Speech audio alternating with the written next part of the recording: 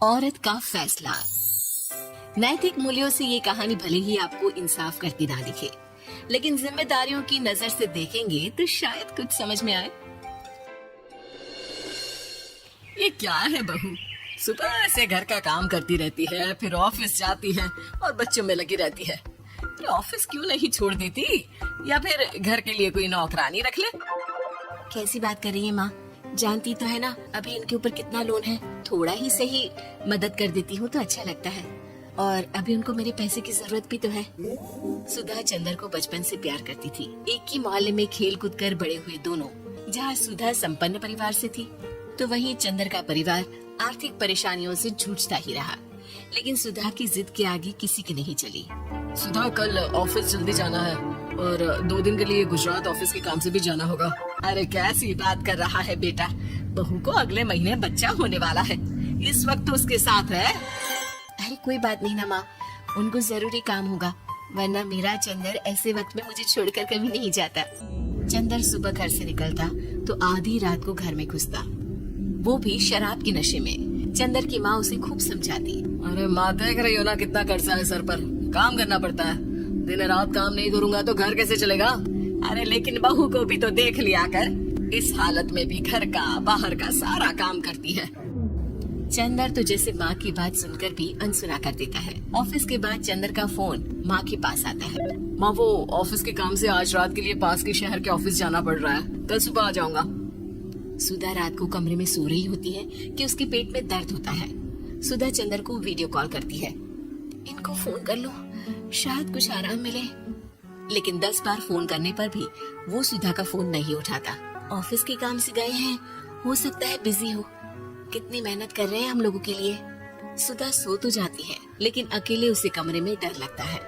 अगले रोज चंदर घर आता है, जहाँ सुधा ऑफिस जाने के लिए तैयार हो रही थी। तुम आज भी ऑफिस जाओगी?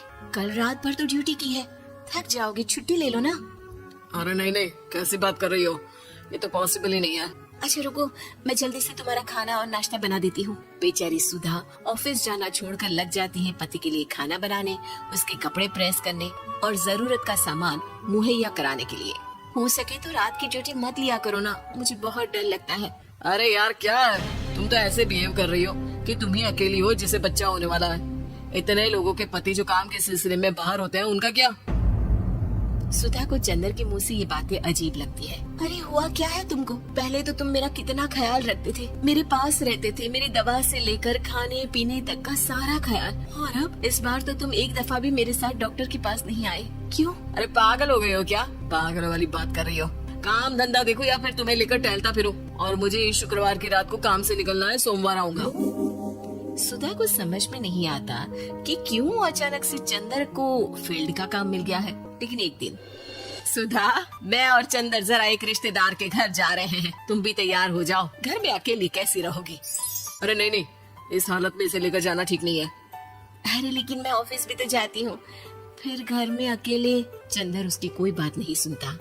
वो सीधा कार निकाल कर माँ को लेकर चला जाता है। सुधा घर के काम में लग जाती है कि अचानक उसकी नजर चंदर के बैग पर पड़ती है, जिसमें एक कागज दिखाई देता है। इनके कागज भी ना इधर उधर फैले होते हैं, एक भी खो जाएगा तो बवाल करेंगे। लेकिन जैसे ही सुधा वो कागज खोल कर देखती है तो वो सदमे में आ जाती है। दरअसल वो कागज नहीं, बल्कि चंदर और उसके ऑफिस में काम करने वाली लड़की चांदनी की गोवा की टिकट होती है। सुधा चंदर के बैग को खोल कर देखती है तो उसे होटल के बिल से लेकर महंगी गिफ्ट्स और दूसरे शहरों की टिकट मिलते हैं। सुधा को समझते देर नहीं लगती कि उसका पति किसी और लड़की के साथ है। चंदर के आने पर सुधा उससे बात करती है। अरे नहीं नहीं, ऐसा कुछ नहीं है, तुमको गलत फहमी हो गई है। लेकिन जब सुधा के सवाल तीखे हो जाते हैं तो चंदर को अपनी गलती माननी पड़ती है और वो सुधा से माफी मांग लेता है। सुधा फैसला कर लेती है कि वो चंदर को छोड़ देगी। बच्चे और सामान को लेकर वो घर से निकल ही रही होती है कि सास उसे रोकती है। कहाँ जाएगी बेटा, रुक जा। चंदर को सुधा का जाना खल नहीं रहा था। वो झूठे मुंह भी उसे रोकने की कोशिश ही नहीं कर रहा था। सुधा चंदर को देखती है और मायके चली जाती है। मायके में माँ कहती है, अरे ऐसे कैसे घर छोड़कर आ गई? कौन सा चंदर तुझे छोड़ रहा था? माफी तो मांग ली थी ना। देखो बेटा, बेटी डोली में जाती है और अर्थी में ही निकलती है। पर पापा मेरा आत्मसम्मान उसका क्या? आपने मुझे पढ़ाया लिखाया है, इस लायक बनाया कि मैं खुद का खर्चा उठा सकूं, बेटी को पढ़ा सकूं, एक अच्छा जीवन पाऊं। अरे लेकिन पति की जरूरत तो होती है ना सुधा दीदी, और अगर आपको नहीं है तो इस बच्ची का सोचो जो अपने पिता से इस कदर जुड़ी है। आने वाले बच्चे की सोचो जिसके आने से पहले ही आपने पिता का प्यार से दूर करने की सोच ली। सुधा फोन देखती है लेकिन चंदर का कोई कॉल नहीं होता। वो समझ नहीं पाती कि अपने आत्मसम्मान के बारे में सोचे या बच्चों के बारे में। मम्मी, हम नाना नानी के घर से दादी और पापा के पास कब जाएंगे? नहीं जाएंगे बेटा, अब यहीं रहेंगे। नहीं मम्मी, मैं पापा के पास जाऊंगी, मुझे दादी के साथ रहना है। और मेरे साथ?